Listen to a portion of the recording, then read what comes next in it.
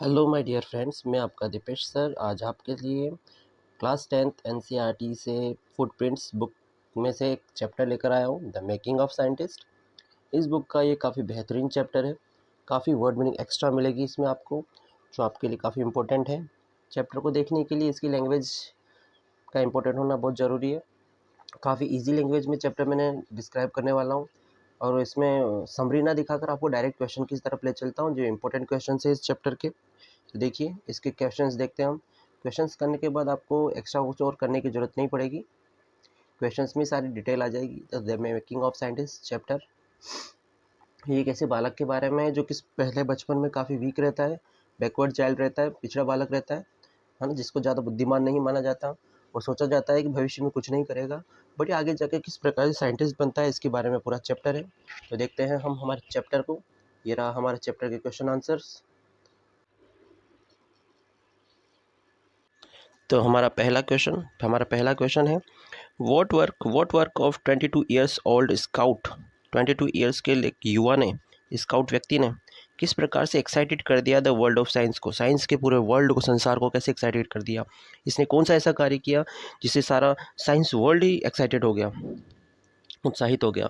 देखिए, the youth of 22 years worked on, इसने एक प्रोजेक्ट पर कार्य किया, ऑन हाउ सेल्स वर्क, कि किस प्रकार से सेल्स, हमारी कोशिकाएं किस प्रकार से कार्य करती है। इस प्रोजेक्ट पर जब इसने कार्य किया तो इसने क्या कर दिया, पूरे वर्ल्ड को, संसार को एक्साइटेड कर दिया, साइंस वर्ल्ड को। सेकेंड क्वेश्चन हमारा, right about the family of childhood of एब्राइट, यानी कि एब्राइट जो था हमारा रिचर्ड एब्राइट व्यक्ति, बालक जो साइंटिस्ट बना आगे जाकर, इसकी फैमिली के बारे में और इसके चाइल्डहुड, बचपन के बारे में आप क्या जानते हो, इसके बारे में लिखो, बताइए। तो देखिए, एब्राइट क्या था, एब्राइट वॉज ओनली चाइल्ड, एकमात्र बालक था इसके माता पिता का, पेरेंट्स का। हिज फादर हैड डैड, इसके पिताजी की डेथ हो गई थी। When he was in third grade, जब थर्ड ग्रेड में था, तीसरे स्टैंडर्ड में था, तीसरी क्लास में, थर्ड क्लास में, तब इसके फादर की डेथ हो गई थी। ही ग्रू अप इन पेंसिल्वेनिया, ये पेंसिल्वेनिया में बड़ा हुआ। थर्ड क्वेश्चन, डीएनए के बारे में बताना है, पूरा साइंस के बारे में है चैप्टर, तो द डीएनए के बारे में बताना है, is the blueprint for life. How, कैसे, किस प्रकार से डीएनए जो है ब्लूप्रिंट होता है, एक तरह से फोटो चित्र होता है पूरा लाइफ का, ये बताना है। तो आंसर देखो, DNA, DNA is the substance, DNA एक वह पदार्थ है in the nuclear of cells में, कोशिकाओं के केंद्रीय भाग में, जो कि कंट्रोल करता है, इट कंट्रोल्स हेरिडिटी, हमारी हेरिडिटी को, यानी आनुवंशिकता को कंट्रोल करके रखता है। इस प्रकार से हम कह सकते हैं कि ब्लूप्रिंट है ये फॉर लाइफ के लिए, जीवन के लिए, यानी कि डीएनए जो है वो हमारी जो हेरिडिटी है उसको कंट्रोल करके रखता है। देखिए आगे क्वेश्चन, फोर्थ नंबर का क्वेश्चन आ रहा है, what did Richard Ebright get while he was looking at x-ray, यानी कौन सा आइडिया इनको, रिचर्ड ब्राइट को आया, प्राप्त हुआ, जब ये एक्सरे की तरफ देख रहे थे। तो देखिए आंसर, देखिए आंसर, क्वेश्चन और लंबा है इसमें काफ़ी। What did Richard Ebright get while he was looking at x-ray photos, जब एक्सरे फोटो को देख रहे थे, of the chemical structure of a hormone, hormone के केमिकल स्ट्रक्चर, रासायनिक रचना, अंतःस्राव की रासायनिक रचना कि जब फोटो को, एक्सरे फोटो को देख रहे थे, तो इनको क्या आइडिया आया। तो आंसर देखिए इसका, Richard Ebright got the idea about the new cell theory, एक नई सेल थ्योरी, कोशिका के सिद्धांत का आइडिया इनको विचार आया। ही वॉज लुकिंग, जब ये देख रहे थे कहाँ पर, he was looking at the x-ray photos of the chemical structure of hormone, hormone के केमिकल स्ट्रक्चर के एक्सरे फोटो को जब ये देख रहे थे, तो इनके माइंड में एक ख्याल आया, किसके बारे में विचार आया, कि about the new cell theory, ये आंसर इसका इतना सा है ना, न्यू सेल थ्योरी के बारे में इनको विचार आया। अब देखिए अगला क्वेश्चन, क्वेश्चन नंबर 5, ये रहा आपके सामने। How did एब्राइट and his mother spend evening, एब्राइट और उनकी माँ किस प्रकार से अपनी शाम को व्यतीत किया करती थी, व्हेन ही वॉज यंग, जब वो छोटे थे। तो दे बोथ, वे दोनों ही, यूज टू वर्क, कार्य किया करती थी, टुगेदर, साथ में, ऑन द डाइनिंग टेबल पर, दोनों ही एक साथ कार्य किया करते थे भोजन के समय। और his mother use to give him the task of learning about new things, और इनकी माँ क्या करती थी, इनको नए नए टास्क देती थी, नए नए कार्य दिया करती थी, और लर्निंग पर, सीखने पर, न्यू थिंग्स सीखने पर इनको नए नए टास्क दिया करती थी। इनकी माँ ने इनके लाइफ में टर्निंग पॉइंट रही, एक तरह से काफ़ी हेल्प की इनको। अगला question, what book given by mother open the world. What book, कौन सी बुक माँ ने दी इनको, रिचर्ड एब्राइट को, जिसने द वर्ल्ड ऑफ साइंस को एब्राइट के लिए खोल के रख दिया, यानी साइंस वर्ल्ड को खोल के रख दिया, यानी साइंस वर्ल्ड में काफ़ी इंटरेस्टेड हो गए। तो हिज मदर गेव हिम, इनकी माँ ने इनको दिया, क्या दिया, चिल्ड्रंस बुक, एक चिल्ड्रंस बुक दी जिसका नाम था द ट्रेवल्स ऑफ मोनार्क, जिसका नाम था, ये रहा नाम, द ट्रेवल्स ऑफ मोनार्क, ये वाली बुक उन्होंने को दी, the travels of monarch 10th। It open the doors of world of science to Ebright, और इस चीज़ ने, इसने, इस बुक ने क्या कर दिया, इनके लिए पूरे साइंस वर्ल्ड को खोल के रख दिया। 7 number question, what was presented by एब्राइट in the science fair in grade 7th, यानी कि सेकंड क्लास में इन्होंने साइंस फेयर में, वैज्ञानिक मेला जो लगता है स्कूल में, तो उसमें इन्होंने क्या प्रेजेंट किया। तो आंसर देखिए, एब्राइट presented slides of frog tissues, यानी फ्रॉग टिश्यूज़, मेंढक की उत्तक समूह की संरचना के बारे में इन्होंने स्लाइड प्रस्तुत की थी। वाइल विच डिस्प्ले, जिसने डिस्प्ले किया अंडर, जिसको डिस्प्ले किया गया था, प्रदर्शित किया गया था अंडर अ माइक्रोस्कोप, एक माइक्रोस्कोप के अंतर्गत जिसको डिस्प्ले किया गया था, जब ये 7th ग्रेड में थे तब, है ना। तो 7th ग्रेड में याद रखना, अलग अलग ग्रेड में कौन कौन सी इन्होंने प्रोजेक्ट पे कार्य किया था। 7th ग्रेड में इन्होंने मेंढक की उत्तक समूह की स्लाइड शो की थी, यानी कि slides of frog tissues show की थी माइक्रोस्कोप के अंतर्गत। 8 number question, What was the source of ideas? What was the source of ideas and future projects of एब्राइट? एब्राइट के फ्यूचर प्रोजेक्ट्स के लिए कौन कौन से स्रोत थे, कौन कौन से आइडिया थे, तो इसका आंसर देखिए, आंसर है the source of ideas and future projects of एब्राइट was, कौन थे, डॉक्टर अर्कहार्ट थे, कौन थे, डॉक्टर अर्कहार्ट। और दीज अवॉर्डेड हिम प्राइजेज, इसने इनको प्राइजेस अवॉर्ड किए, प्राइजेस मिले इस टॉपिक पर इनको। अगला क्वेश्चन है 9 नंबर का, what were the readers invited for at the end of the book the travels of monarch 10th। तो the travels of monarch 10th जो था, इस पर रीडर्स को इनवाइट किया गया था, किस टॉपिक के लिए, किस चीज़ के लिए इनको, रीडर्स, पढ़ने वालों को, किताब पढ़ने वालों को किस टॉपिक के लिए, किस कार्य के लिए इनवाइट किया गया था रिचर्ड एब्राइट, उस ऑथर के द्वारा, जिस ऑथर ने ये बुक लिखी थी। तो देखिए, डॉक्टर अर्कहार्ट की बुक थी वो। The readers were invited to help in the study of butterfly migration by tagging them for research by Dr. Urquhart and letting them free। यानी रीडर्स को इनवाइट किया गया था किस कार्य के लिए, रीडर्स को करना क्या था, रीडर्स को हेल्प करनी थी in the study of butterfly migration. Doctor Urquhart जो है, बटरफ्लाई के माइग्रेशन, बटरफ्लाई किस प्रकार से माइग्रेशन करती है, यानी एक जगह से दूसरी जगह प्रवास करती है, चली जाती है, तो उस पर हेल्प करवानी थी, इसकी स्टडी करवानी थी, स्टडी में हेल्प करवानी थी। और लोगों को करना क्या था, रीडर्स लोगों को उन बटरफ्लाई पर टैग करना था, यानी कोई चिप्पी लगानी थी, कोई पर्ची टाइप की लगानी थी, काय के लिए, फॉर रिसर्च के लिए, बाय डॉक्टर अर्कहार्ट जो रिसर्च कर रहे थे उसके लिए। और फिर उन पर पर्ची लगाकर टैगिंग करके उनको छोड़ देना था, फ्री छोड़ देना था, ताकि वो कहाँ जाती है कहाँ नहीं जाती, उसके बारे में कहाँ से कहाँ तक पहुँच रही पता कर सके। 10 नंबर का क्वेश्चन देखो, ये रहा, what was the project of एब्राइट in the 8th grade. Eighth grade में देखो, 8th ग्रेड में कौन सा प्रोजेक्ट था इनका, तो his project was to find the cause of a viral disease. 8th grade में इन्होंने पता लगाया, फाइंड आउट करना चाहा, है ना, इनको पता करना था, द कोज, कारण बताइए, कारण पता करना था वायरल डिजीज़ का, कि वायरल डिजीज़ जो होती है, बीमारी थी, संक्रामक बीमारी, ऐसी संक्रामक बीमारी जो that killed nearly all monarch, जो हर मोनार्क कैटरपिलर्स को मार देती है इन फ्यू ईयर्स में। मोनार्क कैटरपिलर्स यानी कि तितली होती है, बटरफ्लाई जो होती है, कई एज से गुजरती है, कई उससे गुजरती है, उसमें कैटरपिलर्स भी आता है एक। अगला question, how did एब्राइट show that viral disease killed monarch. तो एब्राइट ने कैसे शो किया यह कार्य अपना, कि वायरल डिजीज़ ने मोनार्क को किल्ड कर दिया, मार देते हैं, है ना। वायरल डिजीज़ यानी बीमारी जो होती है, संक्रामक बीमारी, किस प्रकार से मार देती है, वाकई मार देती है। इस प्रोजेक्ट में उन्होंने 8th ग्रेड में कार्य किया था, तो वास्तव में कैसे मार देती है, इसको कैसे शो किया उन्होंने, तो देखिए answer, Ebright showed that the viral disease was carried by a beetle. Ebright ने शो किया कि वायरल डिजीज़ जो है उसको एक जगह दूसरे स्थान पर ले जाया जाता है एक बीटल के द्वारा, एक भंवरे के द्वारा ले जाया जाता है, और इन्होंने शो किया, इस चीज़ को शो कर दिया। और जो बीमारी होती है मतलब उसको एक बीटल के द्वारा, भंवरे के द्वारा एक स्थान दूसरे स्थान ले जाया जाता है। और इन्होंने इसको शो किया, ट्राई किया टू रेज कैटरपिलर्स। इन्होंने क्या किया, वो कैटरपिलर्स जो होते हैं, इल्लियाँ जो होती है, इल्लियों को लालन पालन किया, इन्हें पालन पोषण किया, उनको पाला in the presence of beetles. Beetles की प्रेजेंस में, बीटल्स के साथ रख के ही उनको पाला गया इनके द्वारा।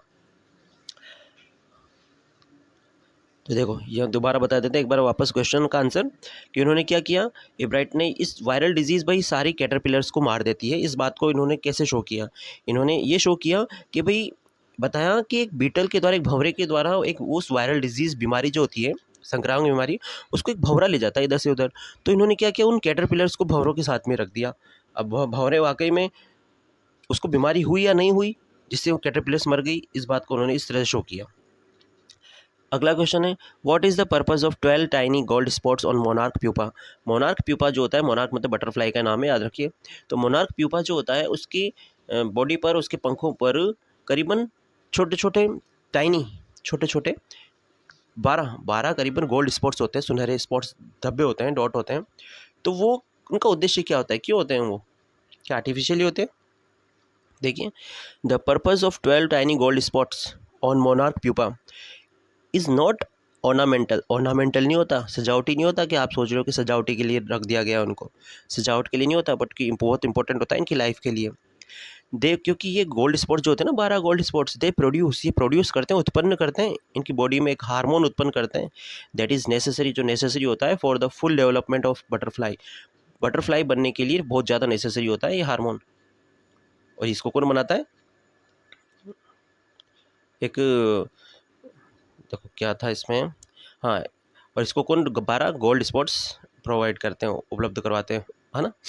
तो देखिए एक तितली कैसे बनती है बताया गया है, शॉर्ट में दिया गया है। पहले अंडा होता है, दिया गया, दिख रहा है आपको, यहाँ पर लिखा गया है एक अलग से, अंडा होता है, एग होती है, एग से कैटरपिलर्स निकलती है ना, इल्ली निकलती है, इल्ली से फिर बनता है प्यूपा, और प्यूपा के बाद आता है अपनी पूरी बटरफ्लाई बन पाती है।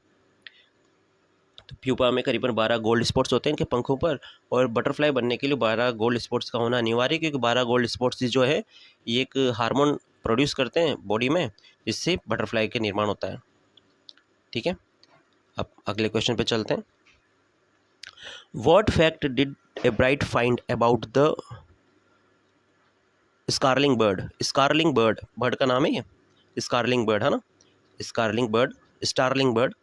तो स्टारलिंग बर्ड के बारे में एब्राइट ने कौन कौन से फैक्ट पता किए, तो देखिए, ही फाउंड दैट, इसने पता लगाया कि स्टारलिंग बर्ड जो है would not eat ordinary bird food. ये ऑर्डिनरी सामान्य बर्ड फूड नहीं खाती जो सारे पक्षी खा लेते हैं, ये क्या खाती है पता है, it would eat all the monarch, सारे मोनार्क को खा जाती है। मोनार्क बटरफ्लाई होती है ना, जितनी बटरफ्लाई इनको मिलती है सारी मोनार्क बटरफ्लाई को खा जाती है। कौन, स्टारलिंग बर्ड।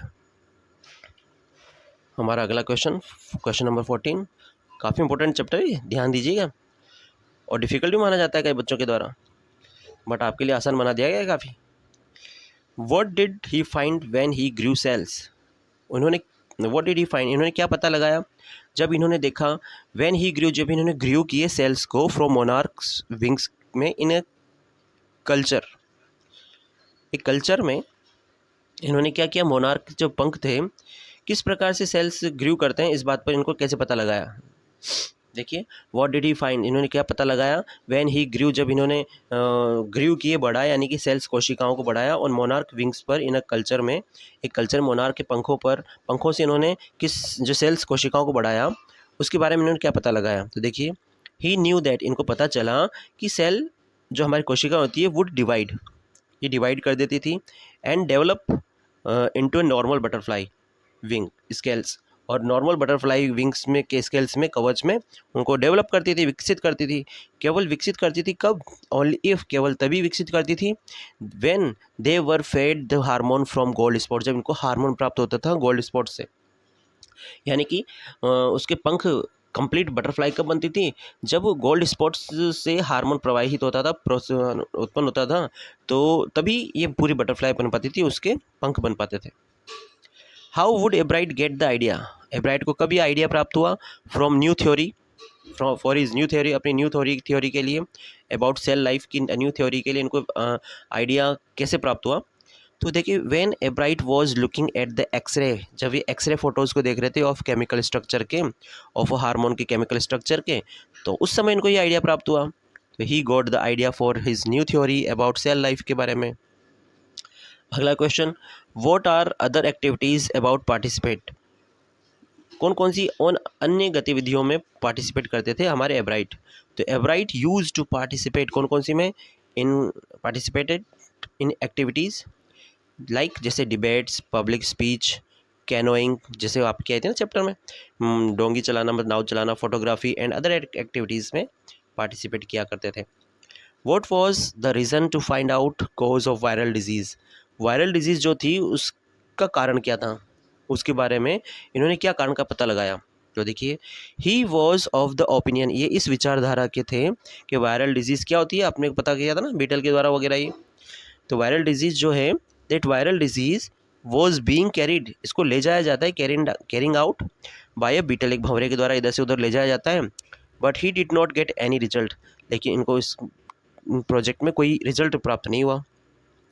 अगला question, how can you say that एब्राइट was a versatile man, आप कैसे कर सकते हो कि वर्सेटाइल मैन थे, यानी बहुमुखी प्रतिभा व्यक्ति थे, यानी काफ़ी प्रतिभा थी, हर क्षेत्र की प्रतिभा थी, इनमें टैलेंटेड थे। तो हमने जैसे पढ़ा, ये पब्लिक स्पीच देते थे, कैनोइंग चला करते थे, फोटोग्राफी में इंटरेस्टेड था, डिबेट में इंटरेस्टेड था, साइंस में इंटरेस्ट था इनको।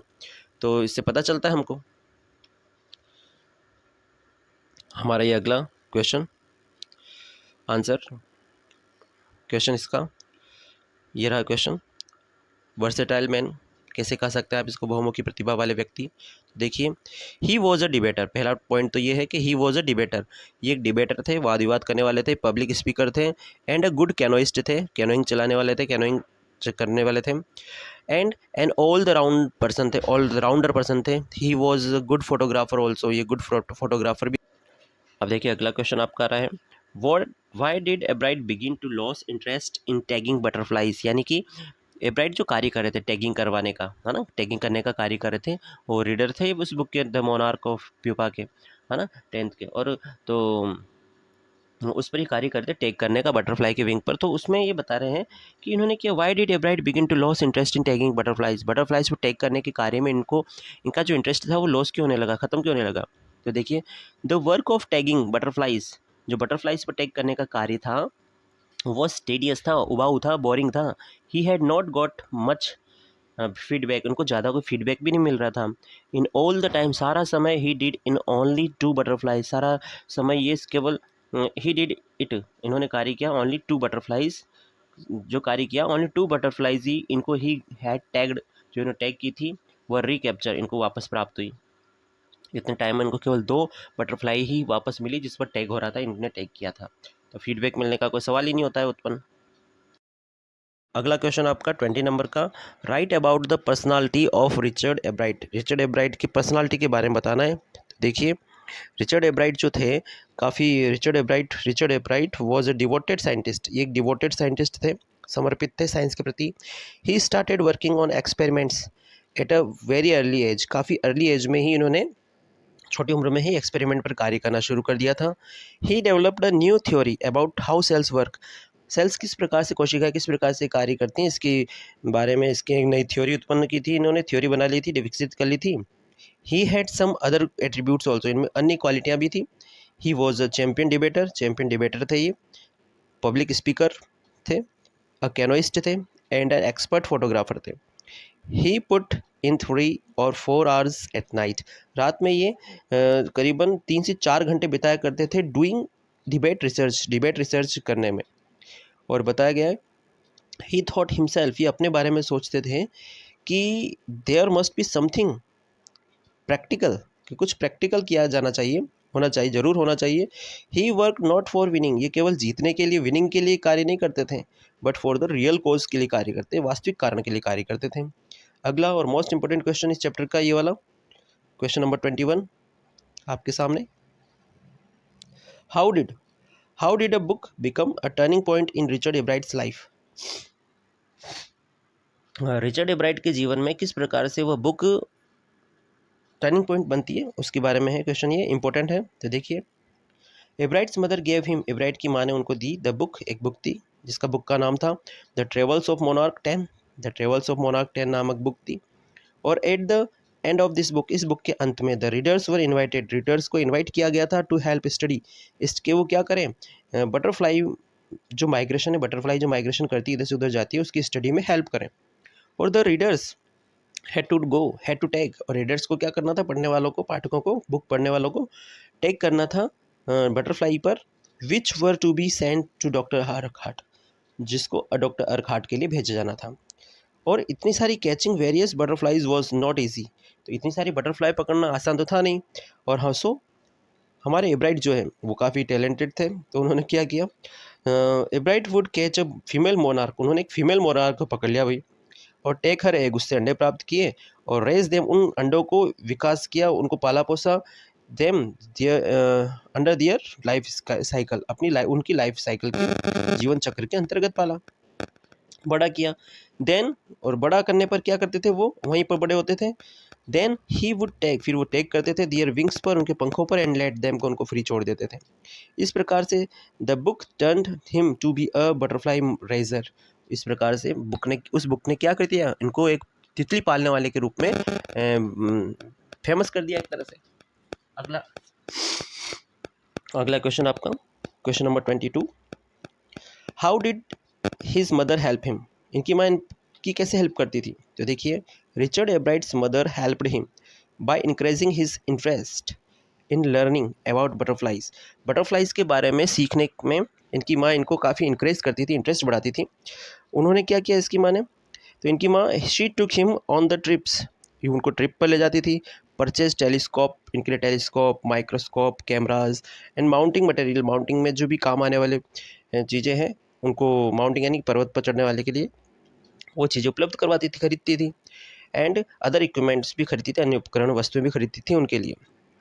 She found things for him to learn, और वे उनके चाहती थी ताकि ज़्यादा से ज़्यादा सीख पाए। अगला question, what lesson does एब्राइट learn, he does not win anything at a science fair, जब साइंस फेयर में इनको कोई भी चीज़ प्राप्त नहीं, मतलब जीते नहीं, पुरस्कार प्राप्त नहीं हुआ, तो इन्होंने क्या लेसन सीखा, इन्होंने क्या सीखा, तो देखिए answer, when Ebright does not win any prize, इनको कोई प्राइज़ प्राप्त नहीं हुआ एट द साइंस फेयर में, तो ही लर्न्स, इन्होंने सीखा कि that efforts will have to do some real experiments, कुछ रियल एक्सपेरिमेंट पर इनको कार्य करना होगा, इन ऑर्डर टू विन, जीतने के लिए, कुछ जीतने के लिए। और no prize can be won by only making neat display, केवल नॉर्मल सा प्रदर्शन करने से इनको कोई प्राइज प्राप्त नहीं हो सकता, कोई दूसरा इनको कुछ करना पड़ेगा, रियल एक्सपेरिमेंट करना पड़ेगा, ताकि सामने वाला प्रैक्टिकली देख सके। ये आखिरी चल रहा है, लास्ट चल रहा है, देखिए क्वेश्चन आपका, व्हाट एक्सपेरिमेंट्स, अब कौन सा एक्सपेरिमेंट्स एंड प्रोजेक्ट्स था, डज एब्राइट देन अंडरटेक, जो इन्होंने कार्य किया जिस पर इन्होंने, तो Ebright tries to find the cause of viral disease in monarch caterpillars, monarch caterpillars जो था, तो मोनार्क कैटरपिलर्स के जो वायरल डिजीज़ थी उसके कारण का पता लगाने पर इन्होंने प्रयास किया। ही टेस्ट द थ्योरी, उन्होंने उस थ्योरी को टेस्ट किया कि वाइसरॉय बटरफ्लाई, वाइसरॉय एक बटरफ्लाई होती है, जैसे मोनार्क बटरफ्लाई है ना, वैसे वाइसरॉय बटरफ्लाई होती है। इन्होंने टेस्ट क्या किया, इन्होंने जांचा कि वाइसरॉय बटरफ्लाई जो होती है कॉपी करती है मोनार्क को, मोनार्क बटरफ्लाई को कॉपी करती है वाइसरॉय बटरफ्लाई, कैसे, ही फाइंड आउट, उन्होंने पता लगाया the purpose of gold spots, है ना, और इन्होंने किस बात का पता लगाया, उन गोल्ड स्पॉट्स के जो 12 गोल्ड स्पॉट्स होते हैं ना मोनार्क प्यूपा पर, उसके उद्देश्यों का पता लगाया। और क्या क्या कार्य किए, ही ग्रो सेल्स, इन्होंने कोशिकाओं को, सेल्स को ग्रो किया मोनार्क विंग पर। ही शोज़, इन्होंने शो किया कि cells develop in butterfly wings, जो सेल्स कोशिकाएं होती है बटरफ्लाई की विंग्स, पंखों पर, स्केल्स पर, तभी विकसित होती हैं, ओनली इफ़, केवल तभी, दे आर फेड, जब उनको प्राप्त हो, द हार्मोन प्राप्त हो, फ्रॉम द गोल्ड स्पॉट से हार्मोन प्राप्त हो तभी। He develops his own theory on how cells work, इन्होंने खुद की थ्योरी भी बनाई कि सेल्स, कोशिकाएं किस प्रकार से कार्य करती है। अगला question, what are the qualities that go into the making of scientist, scientist बनने के लिए कौन कौन सी क्वालिटी होना चाहिए, how can one become scientist and economist and historian, scientist, economist और हिस्ट्रियन बनने के लिए क्या क्या योग्यताएं होनी चाहिए, तो देखिए, अकॉर्डिंग टू द ऑथर के अनुसार दीज एस्पेक्ट्स या qualities go into the making of a scientist बनने के लिए ये निम्न क्वालिटियाँ होनी चाहिए। नंबर 1, फर्स्ट स्टेट माइंड होना चाहिए, अच्छी क्वालिटी का माइंड होना चाहिए। क्यूरियोसिटी होनी चाहिए टू एक्सप्लोर थिंग्स कंटिन्यूसली, नियमित रूप से नई नई चीज़ें करने की एक क्यूरियोसिटी होनी चाहिए, उत्सुकता होनी चाहिए। और थर्ड नंबर का है the will to win for the right reason, अच्छे कार्य के लिए अच्छा रीज़न प्राप्त करने, कारण प्राप्त करने के लिए, इन पर जीतने के लिए क्या होनी चाहिए, द विल होनी चाहिए, इच्छा शक्ति होनी चाहिए। What is the DNA fingerprinting? What are its uses? DNA fingerprints help identify parentage। DNA क्या करता है? DNA फिंगरप्रिंट्स जो है हेल्प करता है आइडेंटिफाई करने में, पहचानने में पेरेंटेज को, यानी माता पिता के गुणों को। ये इंपॉर्टेंट क्वेश्चन वैसे है नहीं, इसलिए हाफ ही दिया है मैंने, इसको कट कर देते हैं। इसमें कई सारे क्वेश्चंस और भी थे जो इंपॉर्टेंट नहीं थे, उनको मैंने नहीं लिखा, वो शायद चैप्टर में आते भी नहीं है। तो ये आपका चैप्टर कंप्लीट हो चुका है यहाँ पर। इसके बारे में और कुछ जानकारी प्राप्त करने के लिए ज़रूरत नहीं है, आपको सारे क्वेश्चन इसमें मिल गए हैं, सारी थ्योरी भी मिल गई है, समरी भी इसमें कंप्लीट हो चुकी है, और आपको ज़रूर इसमें से क्वेश्चन मिलेगा और काफ़ी हेल्पफुल रहेगा आपके लिए।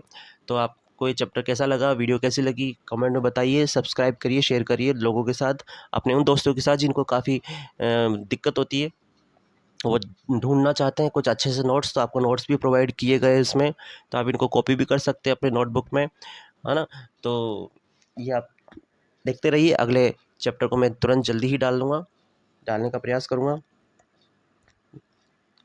तो इसके लिए आपको थैंक यू, वीडियो देखने के लिए, thanks for watching the video. आपका दीपेश सर।